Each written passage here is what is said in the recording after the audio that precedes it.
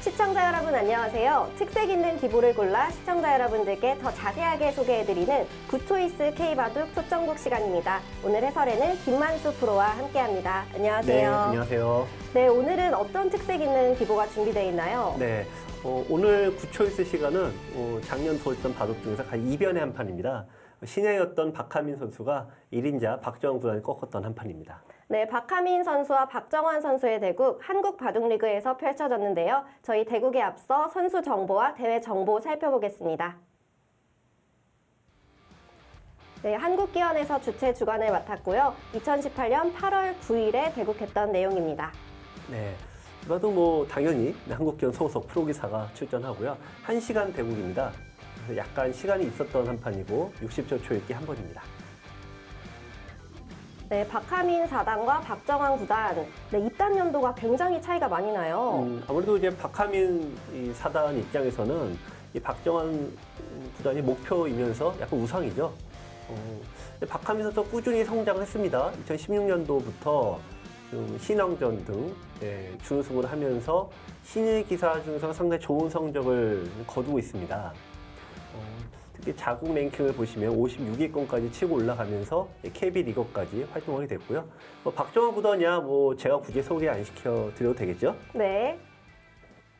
네, 박하민 선수는 2018 한국바둑리그에서 김지석, 이세돌을 물리치며 일지명 킬러라는 별명까지 얻었는데요. 네. 이번에는 박정환 구단을 만났어요. 네. 이 바둑 관전 포인트가 있다면 어떤 게 있을까요? 네, 어떤 신예 기사들이 1인자 그룹을 만나게 되면 이 가장 중요한 게 자기 스스로 무너지는 거예요. 그러니까 자기 바둑을 두지 못하면서 그냥 초반에 무너지는 경우가 있는데 오늘 대구 이번 초점국에서도 박하민 선수가 과연 초반을 어떻게 잘 짰느냐 그 부분에 초점을 맞춰서 보시면 되겠습니다. 네, 그럼 박하민 선수의 초반 운영 능력을 판에서 확인해 보겠습니다.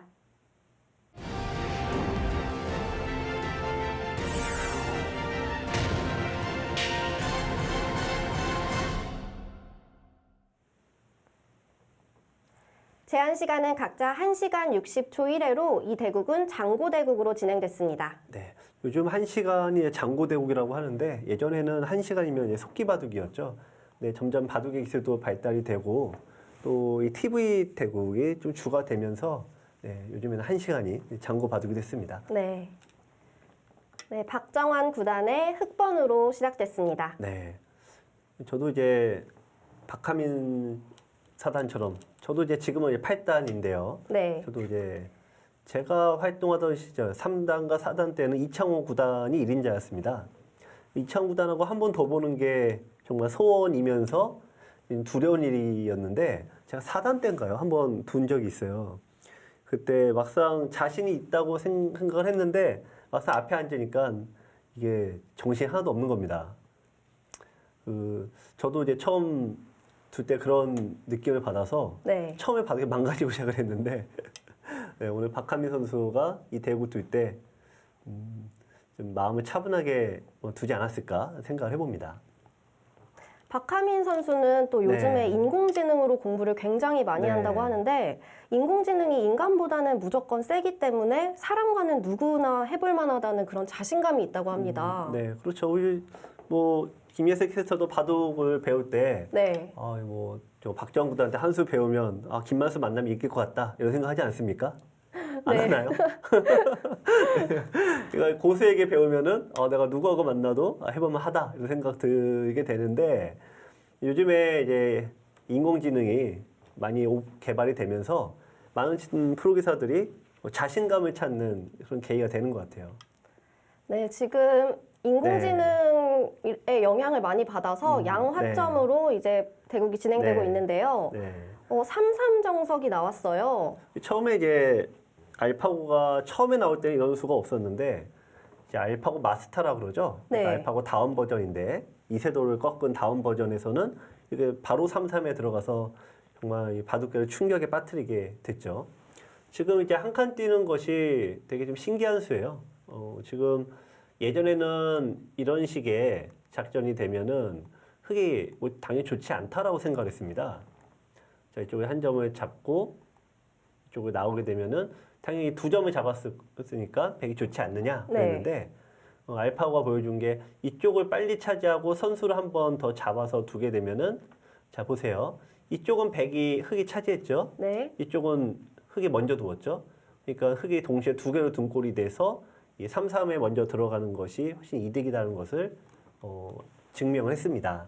그 이후로는 이제 프로 기사들이 대부분 3-3을 먼저 들어갑니다. 네, 박하민 4단도 반대쪽에서 똑같이 3-3에 들어갔습니다. 네.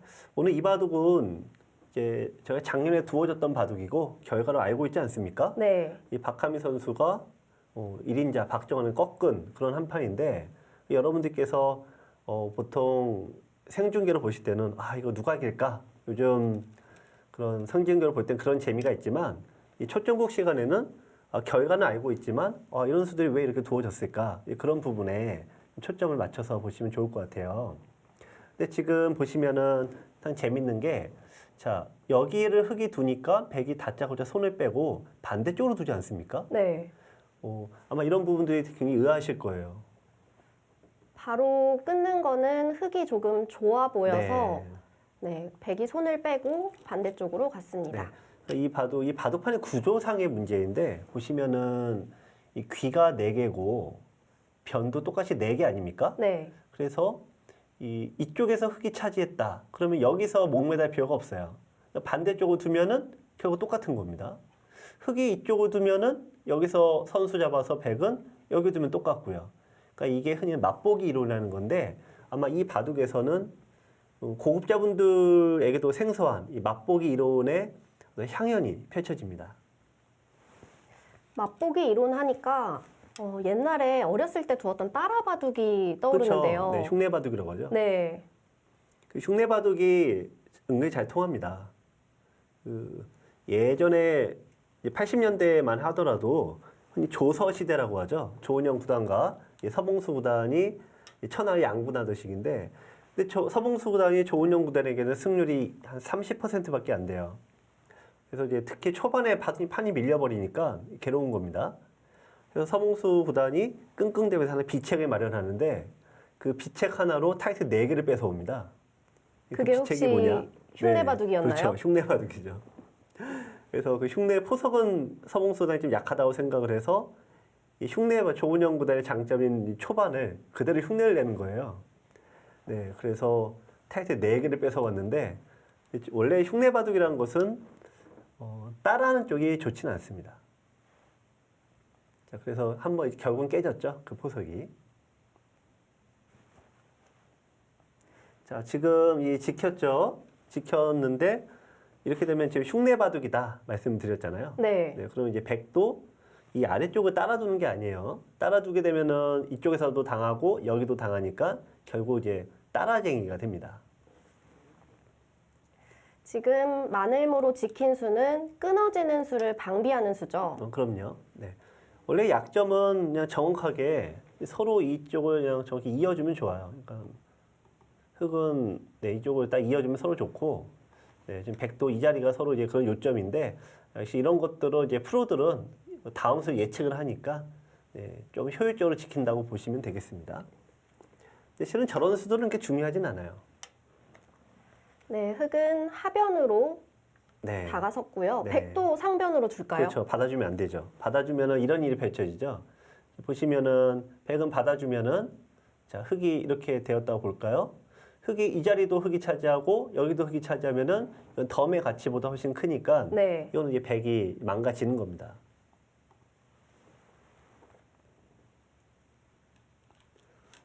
오늘 이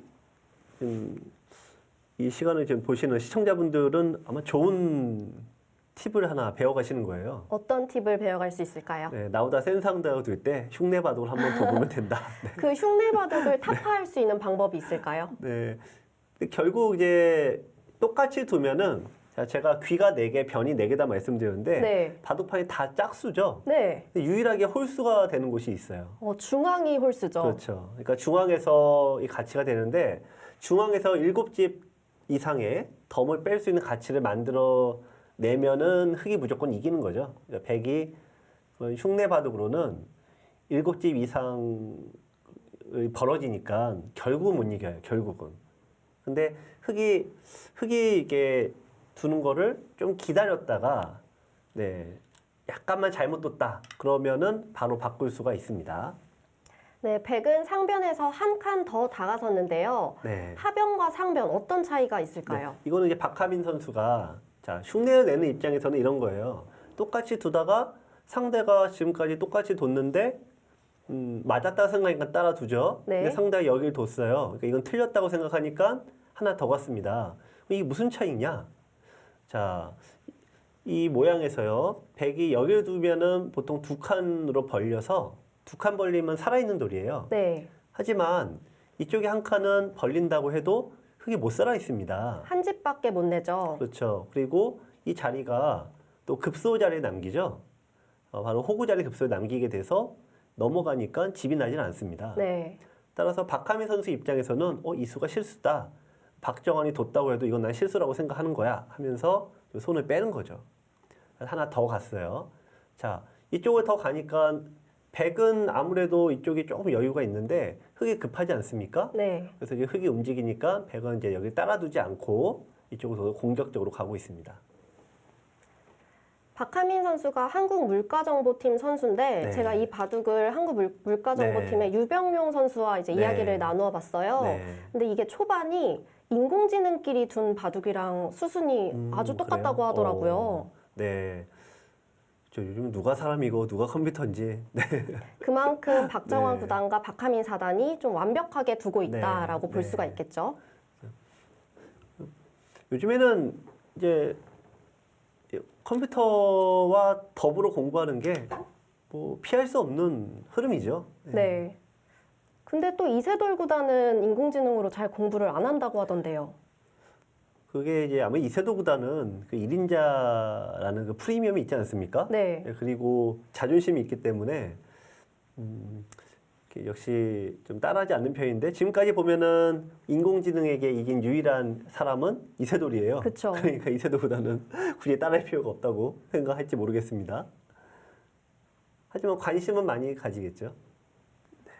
자, 지금 흙이 아무래도 살기가 어려워요. 그렇다고 살기 어렵다는 얘기는 한 번에 안형을 찾기 어렵다는 얘기고요. 그렇게 되면은 이제 급소 자리를 피해야 됩니다. 지금 네. 흙의 급소 자리라면 어디가 있을까요? 이게 바둑 두실 때 이거는 뭐 기력 여하를 불문하고 아주 공통적인 건데요. 항상 호구 자리가 가장 중요한 자리예요. 그러니까 변으로 두 칸 이상 벌릴 수 없다라고 하는 순간은 그 다음부터는 기본적으로 호구 자리인데 자, 백이 이제 받게 되면은 호구 자리가 흙이 두 가지가 생겨요. 자, 한번 이제 숨은 그림 찾기라고 생각하시고 네. 한번 찾아보세요. 호구 자리요. 네. 호구 자리 일단 이선에 하나 있고요. 그렇죠. 여기 지금 이쪽에 받는 게 여기 하나 있고 네. 또 하나가 있죠. 중앙에 하나 있죠. 그렇죠. 여기에 있죠. 네. 이 두 가지 중에서 이제 선택을 해야 됩니다. 흙은. 자, 그러면 이 선의 호구를 차지해야 될까요? 아니면 좀 가운데 쪽에 있는 호구를 차지해야 될까요? 보통은 이선으로 호구 치는 모양을 많이 봤던 것 같은데요. 네. 이제 그렇게 얘기한다면 좀 잘못된 거죠. 네. 지금 왜냐하면 이 선은 돌이 가봤자 한 집밖에 못 만들잖아요. 네. 네, 그러니까 중앙 쪽 호구를 차지해야 됩니다. 네, 자. 중앙을 더 중시해야 되는군요. 네. 그래서 이제 자, 기력에 따라 다 다른데 흔히 뭐 인터넷으로 한 5급, 3급 그 이하분들, 3급, 4급, 5급 이하분들 혹은 일반 기원에서 이게 대구 가실 때 한 7급 분들 이런 분들은 돌이 중앙으로 가면 너무 겁을 많이 내죠. 그래서 오밀조밀 몰려 있는 이런 이선이나 이런 데 많이 선호하는데 근데 이런 자리에서 기력이 높은 분들은 항상 돌이 올라가요. 올라가야지 더 안전하다는 걸 아는 거죠. 저는 기력을 조금 더 향상시켜야 될 것 같습니다. 근데 저도 말은 이렇게 하는데 막상 시합 때 두면은 이게 그냥 고수하고 만나면 떨려서 그래요. 지금 두 네. 곳을 호구를 치지 않고 네. 다른 곳에 두었어요. 네. 이거는 일단 기본형이 이런 거죠. 기본형이 항상 이 호구고, 예. 여러분들께서 프로에 봐도 어렵다 말씀 많이 하시죠. 그러니까 기본형은 여기가 맞는데 항상 이 프로들 특히 1인자 그룹들은 조금이라도 더 뭔가 좀 이득을 보려고 두죠. 그러니까 여기로 두는 거는 일단 비슷한 의미이긴 한데 돌이 일로 갔을 때 네, 이 돌을 좀 공격하는 의미가 더 강합니다. 근데 하지만 기본적으로는 이제 똑같은 맥락입니다. 지금 우상귀 젖혀둔 수는 네, 젖혀둔 의미가 따로 있을까요? 비상수단이죠, 비상. 왜냐하면은 나중에 이게 호구 치게 되면은 결국 백이 여기 와야 되는데 이렇게 오면은 이제 한 집이 나니까 일단 비상수단으로 해놓은 겁니다. 저런 게 뭐냐면은 이게 보험이거든요. 네. 보험이라는 게 그런 거 아닙니까? 물론 사고가 나기를 바라고 하는 건 아니지만 만에 하나 불행한 일이 펼쳐졌을 때 혹시 해서 가입하는 거잖아요. 네. 그러니까 이선에 젖혀놓는 것도 네, 그런 의미의 한 수입니다. 보험이라고 비유해 주시니까 더 기억하기가 쉬운 것 같습니다. 보험회사에서 뭔가 CF 같은 거 좀 들어와야 되는데 이렇게 설명을 하면 네. 세 번째 귀에도 삼삼 네. 형태가 나올 것 같습니다. 이제 여러분들도 이제 백의 수법을 잘 이제 예측이 좀 되실 거예요. 아, 저기 바둑판의 구조는 짝수니까 상대가 3-3에 들어오면은 빨리 정리하고 마지막 비어있는 한 곳에 둬야겠구나. 네, 이렇게 생각하시면 됩니다. 3-3에 들어왔을 때 어느 쪽으로 막아야 될지 네. 고민이 되거든요. 그렇죠. 그게 또 좋은 질문이죠. 기본적으로 이제 항상 나의 돌이 있는 곳을 막아야지만 집이 되죠. 네. 이쪽으로 막게 되면은 흙이 반대 일로 가게 되죠. 이쪽으로 빠지게 되면은 이쪽 막아야지만 집이 되는데 만약 흙이 이쪽으로 뒀다 그러면 이게 집이 다 허물어지죠. 네. 막는 방향이 중요합니다. 그 많은 분들이 이렇게 얘기하죠. 그 뭔가 새롭게 만드는 것보다 지키는 게 더 어렵다 이런 말씀 많이 하시거든요. 네. 근데 집도 똑같아요. 여기 처음에 이렇게 만드는 과정이 좀 험난하게 둬서 얻었잖아요. 근데 무심결에 이쪽으로 막았다가 일로도 들어가 버리면은 이게 더 허물어지죠. 그러니까 지키는 게 더 신중하게 하셔야 돼요.